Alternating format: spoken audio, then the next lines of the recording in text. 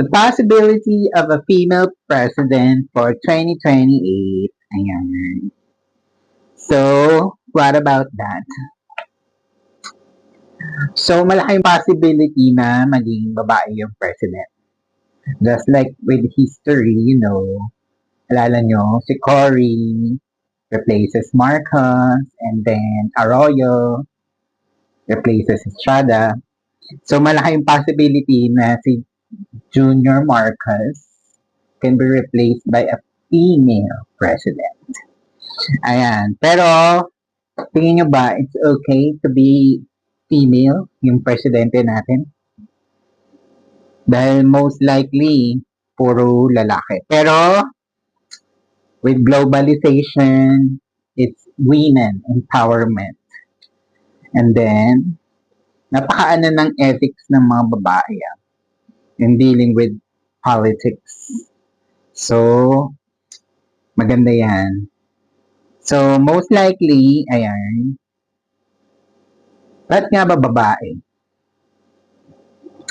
Kasi, pansinin nyo, lahat ng involved sa flood control project, mga lalaki. So, to clear things up, possible maging babae. Malaki ang possibility.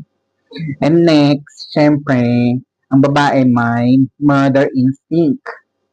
So, magaling mag-budget yan, guys. Yung mga 500 na Noche Buena, kaya yan. So, ano pang maganda pag babae ang president? Magaling siyang mag-multitask. Multitask.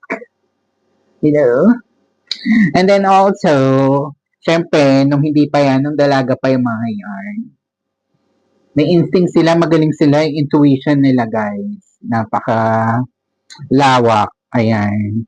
So, baka bago pa magkaroon ng bagong issue, nasilip na nila. And then, they can also act or very composure under pressure, di ba? Diba talaga ang babae, guys? Ayan.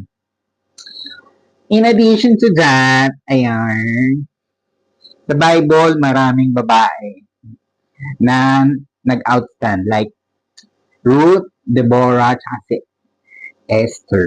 Ayan. So, at saka, kung ma-remember nyo, si Queen Elizabeth, ang tagal niyang nag-reign as queen.